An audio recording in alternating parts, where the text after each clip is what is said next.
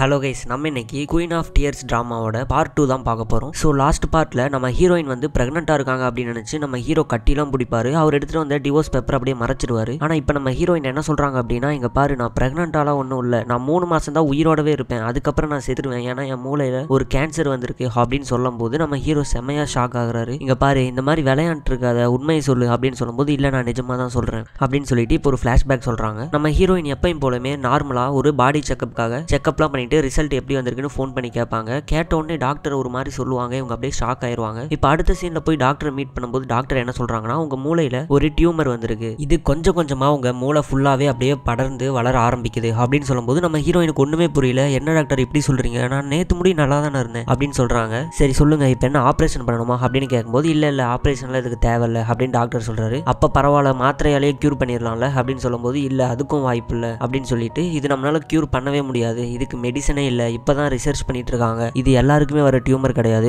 ரொம்பவே டிஃப்ரெண்டான ஒரு டியூமர், இது ஃபர்ஸ்ட் உன்னோட மூளையை போயிட்டு மெயின் பாயிண்டை தாக்கி உனக்கு டெம்பரரி மெமரி லாஸை உண்டாக்கும் அப்படின்னு சொல்றாங்க. சொல்லும் போது தான் நம்ம ஹீரோயினுக்கு ஞாபகம் வருது, கொஞ்ச நாளாவே நம்ம ஹீரோயின் அவங்களோட மீட்டிங் ஷெட்யூல், அவங்க லிப்ஸ்டிக்கை எல்லாத்தையுமே மறந்துகிட்டு இருப்பாங்க. ஸோ இது எல்லாமே இதனால தான் அப்படின்னு சொல்லிட்டு அவங்க யோசிக்கிறாங்க. ஆனால் எனக்கு ஃபிசிக்கலா எந்த ஒரு பெயினுமே வரலையே, நீங்க என்ன டியூமர்னு சொல்றீங்க அப்படின்னு கேட்கும்போது, இது ஃபிசிக்கலாலாம் உங்களுக்கு எந்த பெயினும் வராது, மென்டலாக தான் உங்களுக்கு நிறைய ஸ்ட்ரெஸ் இது ஏற்படுத்தும் அப்படிங்கிற மாதிரி டாக்டரும் சொல்றாங்க. இப்போ நான் எத்தனை மாதம் உயிரோடு இருப்பேன் அப்படின்னு கேட்கும்போது, அது அக்யூரேட்டாக சொல்ல முடியாது, ஆனால் குறைஞ்சபட்சம் ஒரு 3 மாதம் அப்படின்னு சொல்லிடுறாங்க. ஸோ இது எல்லாத்தையுமே நம்ம ஹீரோயின் சொல்லிட்டு இருக்காங்க. இது எல்லாமே கேட்டு நம்ம ஹீரோ ரொம்பவே கவலையாக இருக்காரு. ஸோ இப்போ நம்ம ஹீரோயினுக்கு ஆறுதல் சொல்றாரு. அதெல்லாம் இல்லை, நம்ம இது சரி பண்ணிடலாம் அப்படி இப்படின்னு சொல்லும்போது, இங்கே பாரு, இந்த விஷயத்தை நான் யார்கிட்டையுமே சொல்லல, உன்கிட்ட மட்டும்தான் சொல்லியிருக்கேன், நீயும் இதை யார்கிட்டையுமே சொல்லக்கூடாது, இதுக்காக என் மேலே நீ ரொம்ப கேர் எடுத்தல என்னை பார்த்துக்க வேணாம், எப்பயும் போலயே இரு, வீட்டில் இருக்கிற யாருக்குமே இதை பற்றி டவுட்டே வரக்கூடாது அப்படிங்கிற மாதிரிலாம் சொல்லிட்டு இருக்காங்க. நம்ம ஹீரோவும் சரி ஓகே அப்படின்னு சொல்லிடுறாரு. இப்போ போய் தூங்கு அப்படின்னு சொல்லிட்டு நம்ம ஹீரோ வந்து தூங்கிடுறாரு. இப்போ அடுத்த நாள் காலையில் ரொம்பவே நல்லா தூங்கி எந்திரிக்கிறாரு. எந்திரிச்சதுக்கு அப்புறம் சிரிக்கிறாரு.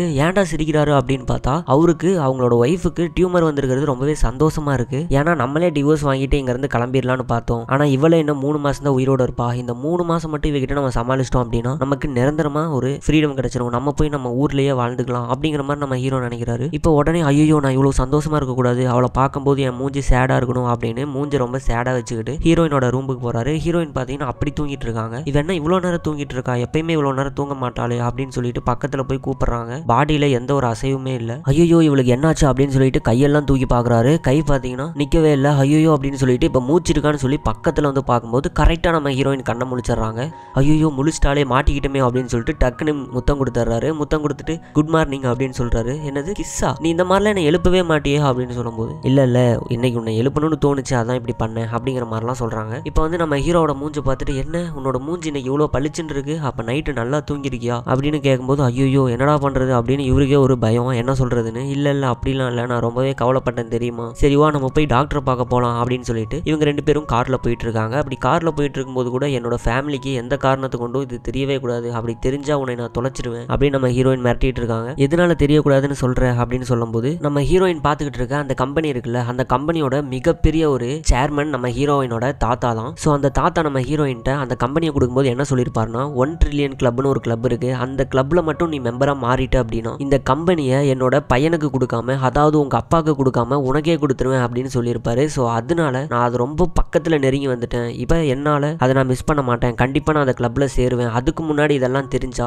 இவங்களே என்னைய ஆஃபீஸுக்கெல்லாம் போக வேணாம் அப்படின்னு சொல்லிடுவாங்க. அதனால நீ வீட்டுக்கு தெரியவே கூடாது, முக்கியமா என் தம்பி இருக்கானே அவனுக்கு தெரிஞ்சா அவ்வளோதான், அவனே டாக்டருக்கு கால் பண்ணி கன்ஃபார்ம் பண்ணி எல்லாமே அவனே பண்ணிடுவான் அப்படிங்கிற மாதிரிலாம் சொல்லிட்டு இருக்காங்க. இப்போ நம்ம ஹீரோயினோட தம்பியை காமிக்கிறாங்க. இந்த தம்பி பார்த்தீங்கன்னா ஜெனின்னு சொல்லிட்டு ஒரு பொண்ணை கல்யாணம் பண்ணியிருப்பான். இப்போ அவங்க தாத்தா வந்து, அதாவது அந்த சேர்மன் தாத்தா, ஸோ அவரு வந்து பேரனை கூப்பிட்டுருப்பாரு. இவனுக்கே ஒரே பயம், ஐயோ எதுக்கு நம்ம தாத்தா என்னை கூப்பிடுறாருன்னே தெரியலையே அப்படின்னு சொல்லி பொண்டாட்டிகிட்ட குழம்பிட்டு இப்போ உள்ள போறான். உள்ள போன உடனே, ஐயோ தாத்தா தெரியாம அந்த டீ ஷாப்பை வாங்கிட்டேன், அதுல லாபம் வரும்னு பார்த்தேன், ஆனா மிகப்பெரிய நஷ்டமாயிருச்சு அப்படின்னு சொல்லும்போது, டே மடையா, நான் அதுக்காக உன்னை கூப்பிடலடா, நீ பண்ற பிசினஸ்ல லாபம் வருதோ நட்டம் வருதோ அது நமக்கு பிரச்சனை இல்லை, ஆனா உன்னோட பொண்டாட்டியோட தம்பி சொல்றான்னு நினைச்சுக்கிட்டு அவன் சொல்றதெல்லாம் கேட்டு நீ ஒரு முடிவு எடுக்கிற பாத்தியா, இதனால நமக்கு 8 பில்லியன் லாஸ் ஆயிருக்கும், நல்ல வேலை நம்மளோட மாப்பிள்ள ஹீரோ சொன்னனால எல்லாமே சரியாயிருச்சு அப்படின்னு சொல்லுவாரு. ஸோ இதை கேட்டு இவனுக்கு பாத்தீங்கன்னா அப்படியே அட்டாக்கே வந்துடுது. இப்போ அடுத்த சீன்ல இவன் ஹாஸ்பிட்டல்ல படுத்துக்கிட்டு இருக்கும்போது நம்ம ஹீரோயினோட அம்மா பார்க்க வராங்க. தன்னோட பையனுக்கு என்னாச்சு அப்படின்னு பார்க்க வரும்போது, தாத்தா என்னை திட்டாருமா, வெறும் 8 பில்லியன் பணத்துக்காக என்னை திட்டாரு, அது மட்டும் இல்லாம உன்னோட பொண்ணோட புருஷன் இருக்கான்ல அவன் தான் இதெல்லாமே போட்டு கொடுத்தான் அப்படின்னு சொல்லி நம்ம ஹீரோவை எல்லாத்தையுமே சொல்லிடுறாரு. இப்போ அவங்களும் எவ்வளவு திமிர் இருந்தா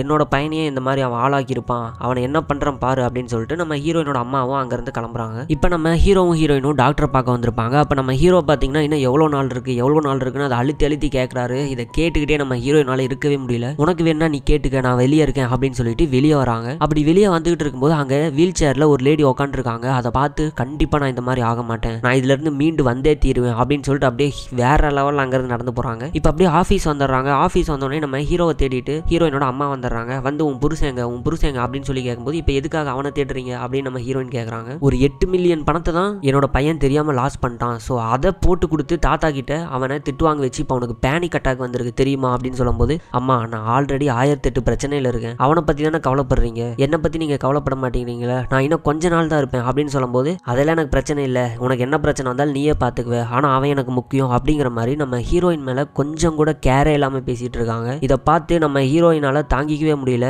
நிஜமாலுமே நம்ம அம்மாவுக்கு நம்ம இவ்வளோ சொல்லியும் உனக்கு என்னாச்சுன்னு ஒரு வார்த்தை கூட கேட்க மாட்டாங்களே அப்படின்னு சொல்லி ரொம்பவே ஃபீல் பண்ணுறாங்க. இப்போ எங்கே உன் புருஷன் அப்படின்னு கேட்கும்போது இப்போ தடுத்து நிறுத்துறாங்க.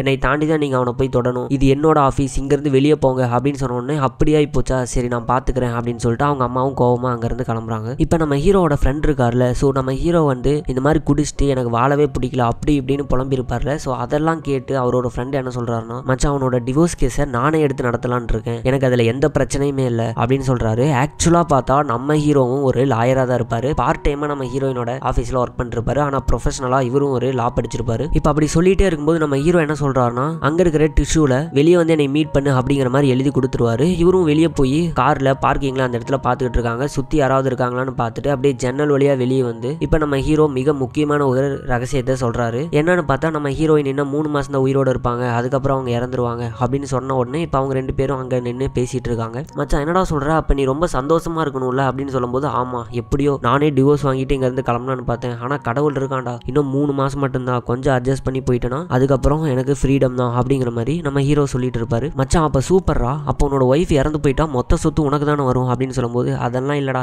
அவன் என்னை கல்யாணம் பண்ணுறதுக்கு முன்னாடியே மொத்த சொத்துமே அவளோட ஃபேமிலிக்கு தான் எழுதி வச்சிருக்கா, ஸோ அதெல்லாம் எனக்கு வராது, எனக்கு பணம் முக்கியம் இல்லை, எனக்கு சந்தோஷம் இருந்தால் போதும், நான் எங்கள் வீட்டுக்கே போய் வாழ்ந்துருவேன் அப்படின்னு நம்ம ஹீரோ சொல்லிட்டு இருப்பாரு. இப்போ அவரோட ஃப்ரெண்ட் ஒரு ஐடியா சொல்கிறாரு, எங்க பாடுறா இந்த 3 மாதம் கடவுள் எதுக்காக உனக்கு இந்த டைம் கொடுத்துருக்காரு தெரியுமா, நீ எப்படியாவது உன்னோட ஒய்ஃப் கிட்ட லவ்வாக இருக்கிற மாதிரி ஆக்டிங் பண்ணி அவளோட மனசை மாற்றி அவள் சாவறதுக்கு முன்னாடி அவளோட மொத்த சொத்தையுமே உன்னோட பேரில் நீ மாற்றிட்ட அப்படின்னா உனக்கு நல்லது தானே அப்படின்னு சொல்லுவார். டே அதெல்லாம் எப்படா நடக்கிற விஷயமா அப்படின்னு நம்ம ஹீரோ பேசிட்டு இருப்பாரு. இப்போ அடுத்த சீன்லேயே ஒரு பொக்கேவோட நம்ம ஹீரோயின் முன்னாடி வந்து நிற்பாரு. இதை பார்த்து நம்ம ஹீரோயின் ஷாக் ஆகுறாங்க. ஏன்டா நான் இவ்வளோ கஷ்டத்தில் இருக்கும்போது தான் நீ இந்த மாதிரிலாம் பண்ணிருப்பியா அப்படின்னு சொல்லும்போது, இல்லை நம்ம லைஃப்பை நான் ரீஸ்டார்ட் பண்ண போகிறேன், நீ எப்பயுமே ஹாப்பியாக இருக்கணும், பழைய மாதிரி நம்ம லவ் பண்ண ஆரம்பிக்கலாம், ஹாப்பி ஆனிவர்சரி அப்படின்னு சொல்லிட்டு அந்த பொக்கேவை கொடுத்துட்டு அவர் அங்கேருந்து கிளம்புறாரு. ஸோ இதெல்லாம் கேட்டு நம்ம ஹீரோயினும் கொஞ்சம் மயங்கின மாதிரி தான் தெரியுது. இப்போ நம்ம ஹீரோயினோட வீட்டில் வேலை செய்கிற 2 வேலைக்காரங்க வந்து பார்த்தீங்கன்னா பேசிக்கிறாங்க. அப்படி பேசிகிட்டு இருக்கும்போது ஒருத்தங்க வந்து ரொம்பவே வில்லி மாதிரி இருப்பாங்க. இவங்க வந்து நம்ம ஹீரோயினோட அம்மா இருக்காங்களே, ஸோ அம்மாவோட அசிஸ்டன்ட் மாதிரி இருப்பாங்க. இவங்கள தான் நம்ம ஹீரோயின் கூட என்னையெல்லாம் டச் பண்ணி பேசாத அப்படி இப்படிங்கிற மாதிரிலாம் பேசிட்டு இருப்பாங்க. ஸோ அதனாலேயே இவங்களுக்கு நம்ம ஹீரோயின் மேலே ஒரு கோவம் இருக்கும். இப்போ எப்படி போயிட்டு இருக்கு, அவங்க 2 பேத்துக்கும் நடுவில் டிவோர்ஸ் வாங்கிடுவாங்களா அப்படின்னு கேட்கும்போது, இல்லை அவங்க ரொம்பவே சந்தோஷமாக வாழ்றாங்க, ரொம்பவே நெருக்கமாக இருக்காங்க அப்படின்னு சொல்லிட்டு இருக்காங்க. இப்போ நமக்கு ஃப்ளாஷ்பேக்லாம் காமிக்கிறாங்க. இப்போ நம்ம ஹீரோயின் உட்காந்து சாப்பிட்டுட்டு இருக்கும்போது நம்ம ஹீரோ வேகமாக வந்து நம்ம ஹீரோயின் பக்கத்திலே சேர் போட்டு உட்காராரு. நமக்கு எதுக்கு நடுவில் இவ்வளோ ஒரு கேப் இருக்கணும் அப்படின்னு சொல்லிட்டு. அது மட்டும் இல்லாமல் அவரோட தட்டில் இருக்கிற அந்த வெஜிடபிள் கட் பண்ணி நம்ம ஹீரோயினோட தட்டில் ஹார்ட் மாதிரி ஷேப் பண்ணுறாரு. இதெல்லாம் பார்த்து அங்கே இருக்கிற வேலைக்காரங்க முதல் கொண்டு ரொம்பவே ஷாக்காக பார்த்துட்டு இருக்காங்க. என்ன இப்படி இருக்காங்க, இவ்வளோ அன்யூனியமாக இருக்காங்களா, இப்படி மாறினாங்க அப்படின்னு ஷாக்கில் பார்க்கும்போது நம்ம ஹீரோயினுக்குமே ஒரே சர்ப்ரைஸாக தான் இருக்குது. அதுக்கப்புறம் நம்ம ஹீரோ அந்த கம்பெனிக்கு ஒரு ப்ரெசன்டேஷன் பண்ணிட்டு இருப்பாங்க. அப்போ பார்த்தீங்கன்னா ஹாலில் எல்லாருமே உட்காந்துருப்பாங்க. திடீர்னு நம்ம ஹீரோயினுக்கு தும்மல் வந்துருது. ஸோ இதை பார்த்து ஐயோ என்னாச்சு, தண்ணி குடி ஆம்புலன்ஸுக்கு கால் பண்ணணுமா அப்படிங்கிற மாதிரிலாம் சொல்லிட்டு இருக்காரு. இதை அங்கே இருக்கிற எல்லாருமே பார்த்துட்டு இருக்காங்க. நம்ம ஹீரோயினோட அப்பாவும் பார்த்துட்டு இருக்காரு. என்ன இவன் புதுசாக இப்படிலாம் பண்ணிருக்கானே அப்படின்னு. நம்ம ஹீரோயினும் எனக்கு வெறும் தும்மல் தான் வந்துச்சு, இதுக்கு நீ ஆம்புலன்ஸுக்கு கால் பண்ணுறியா அப்படின்னு சொல்லி பேசிட்டு இருக்கும்போது அவரு நீ இந்த ப்ரெசன்டேஷனை முடிக்க மாட்டியா அப்படின்னு கேட்குறாரு. இப்போ உடனே சரி ஓகே ஆம்புலன்ஸுக்குலாம் ஒன்றும் வேணாம் அப்படின்னு சொல்லிட்டு ப்ரெசன்டேஷனை பார்க்குறாரு. இப்போ ஆஃபீஸ்லாம் முடிஞ்சு அந்த நாள் நைட்டு பார்த்தீங்கன்னா செம்மையாக குளிரிட்டு இருக்கும். நம்ம ஹீரோயினோட பிஏவும் காருக்காக வெயிட் பண்ணிட்டு இருப்பாங்க. அப்போ நம்ம ஹீரோ வேகமாக வந்து அவரோட கோட்டை கழட்டி நம்ம ஹீரோயினோட தோளில் போட்டு விட்டு இங்கே பாரு எவ்வளோ குளிருது, உள்ள வெயிட் பண்ண வேண்டியதானே, இங்கே பாரு ஸ்கின்னெல்லாம் எப்படி ஆயிடுச்சு அப்படின்னு சொல்லிட்டு நம்ம ஹீரோயினோட கையெடுத்து அவரோட பாக்கெட்டுக்குள்ளே விட்டுக்கிறாரு. இப்போ கார் வந்தோடனே காருக்குள்ளே ஏறி போகிறாங்க. இதை பார்த்த பிஏ இவங்க சண்டை போட்டுக்கிட்டே இருந்திருக்கலாம், ரொம்பவே செம்மையாக கிரிஞ்சு பண்ணிட்டு இருக்காங்க அப்படிங்கிற மாதிரி யோசிப்பாங்க. இப்போ காருக்குள்ளே வந்தோடனே நம்ம ஹீரோயின் திட்டுறாங்க, எதுக்காக நீ இந்த மாதிரிலாம் பண்ணிருக்க, ஓவரா அட்டேஷன் கொடுக்குற அப்படின்லாம் சொல்லிட்டு இருக்கும்போது நம்ம ஹீரோக்கு எதுவுமே கேட்கல, சாரி அப்படிங்கிற மாதிரி மட்டும் சொல்லிட்டு இருக்காரு. இப்போ ஊரில் இருக்கிற நம்ம ஹீரோயினோட அந்த சலூனில் வேலை செய்வாங்களா அவங்களோட தங்கச்சி, ஸோ அவங்கள காமிக்கிறாங்க. நம்ம ஹீரோவோட சிஸ்டர் இங்கே ஃபீல் பண்ணிட்டு இருக்காங்க, ஐயோ ஐயோ நம்ம பிரதர் வந்து இந்த மாதிரி டிவோர்ஸ் வாங்குறான்னு சொல்லியிருக்கானே, நமக்கு ரொம்பவே கஷ்டமா இருக்குமே, அவனோட லைஃப் அதுக்கப்புறம் ரொம்பவே கஷ்டத்தில் போயிடும், என்னடா பண்ணுறது, என்ன பண்ணி இதை தடுக்கிறது அப்படின்னு யோசிச்சுட்டு இருக்காங்க. இப்போ அவங்க ஃபேமிலியாக உட்காந்து சாப்பிட்டுட்டு இருக்கும்போது கூட நம்ம ஹீரோவோட அப்பால என்ன சொல்கிறாங்கன்னா, அவன் ரொம்பவே தப்பாக பண்ணிட்டு இருக்கான் அப்படின்லாம் சொல்லிட்டு இருக்கும்போது நம்ம ஹீரோவோட அம்மா மட்டும் நம்ம ஹீரோவுக்கு சப்போர்ட் பண்ணுறாங்க. பிடிக்காத ஒரு இடத்துல நம்ம பையன் எப்படி வாழ முடியும், அவன் பண்ணுறது நல்லது தான், அவன் பண்ணுறது கரெக்ட் தான் அப்படின்னு சப்போர்ட் பண்ணுறாங்க. இப்போ நம்ம ஹீரோயினோட வீட்டில் எல்லாருமே உட்காந்து சாப்பிட்டுட்டு இருக்கும்போது நம்ம ஹீரோயினோட அம்மா என்ன சொல்கிறாங்க அப்படின்னா, நம்ம ஹீரோயின் மேலே தான் அவங்க கோவமாக இருக்காங்கல்ல, ஸோ அதனால நான் ஒரு கேஸ் போட போகிறேன் அப்படின்னு சொல்கிறாங்க. என்ன கேஸ்னு பார்த்தா, நம்ம ஹீரோயின் வந்து ஒரு பில்டிங் கட்டியிருப்பாங்க, அந்த பில்டிங்கில் கொஞ்சோண்டு பக்கத்தில் இருக்கிற இடத்த யூஸ் பண்ணியிருப்பாங்க. அந்த இடம் யாருதுன்னு பார்த்தா நம்ம ஹீரோயினோட அம்மாவோடது. இதெல்லாம் கேட்டு தான் பண்ணியிருப்பாங்க. அந்த டைமில் நம்ம ஹீரோயினோட அம்மாவும் ஓகே தான் சொல்லியிருப்பாங்க. ஆனால் இப்போ வந்து கேஸ் போட போகிறேன் அப்படின்னு சொல்லும்போது நம்ம ஹீரோயினுக்கு செம்மையாக கோவம் வருது. உங்களை கேட்டு தான் நான் அந்த பில்டிங் பண்ணேன், ஆனால் இப்போ வந்து கேஸ் போட போகிறேன்னு சொல்கிறீங்க, அதுக்காக அந்த பில்டிங் என்ன இடிக்க முடியும் அப்படின்னு சொல்லி அப்படியே கோவப்படுறாங்க. இப்போ நம்ம ஹீரோ பக்கத்தில் வந்து நின்றுக்கிட்டே, இங்கே பாருங்க, நீங்கள் லீகலாக என்ன வேணாலும் மூவ் பண்ணிக்கோங்க, ஆனால் இப்போ இதை பற்றி பேசாதீங்க அப்படின்னு சொல்லிட்டு நம்ம ஹீரோயினை சமாதானப்படுத்தி அங்கேருந்து கூட்டிகிட்டு போகிறாரு. இப்போ நம்ம ஹீரோயின் கேட்குறாங்க, எதுக்காக நீ அங்கே வந்து சமாதானப்படுத்தி என்னை கூட்டிகிட்டு வந்து அப்படின்னு சொல்லும்போது, இல்லை நீ பேசும்போது உன்னோட கை சிவராச்சு, ஸோ அதை வச்சு உனக்கு ஏதாவது டிசீஸ் இருக்குன்னு அவங்க கண்டுபிடிச்சிருவாங்கல்ல, அதனால தான் நான் இப்படி பண்ணேன் அப்படின்னு சொல்லும்போது, நான் கொஞ்ச நாளாகவே உன்னை பார்த்துட்டு தான் இருக்கேன், என் மேலே ரொம்ப கேராக இருக்கிற மாதிரி நடிச்சுக்கிட்டு இருக்கேன், இதெல்லாம் நடிப்பு தான் எனக்கு கண்டிப்பாக தெரியும், என் மேலே ரொம்ப கேர் இருக்கிற மாதிரி என்னை ரொம்பவே நல்லா ப்ரொடெக்ட் பண்ணி பார்த்துக்கிற மாதிரிலாம் நீ நடிச்சுக்கிட்டு இருக்க, இந்த மாதிரிலாம் பண்ணாத, எப்பயும் போல் நார்மலாகவே இது சுத்தமாக உனக்கு செட் ஆகலை அப்படின்னு சொல்லிட்டு அங்கேருந்து போகிறாங்க. இதை கேட்டு நம்ம ஹீரோ அப்படியே என்னடா இப்படி சொல்லிட்டு போகிறாளே அப்படின்னு சொல்லி பார்த்துட்டு இருக்காரு. இதோட பார்ட் 2 இங்கே முடியுது. ஸோ இதுக்கப்புறம் என்ன நடந்தது அப்படின்னு சொல்லிட்டு அடுத்த வீடியோவில் பார்க்கலாம். ஸோ தேங்க்யூ, பாய்.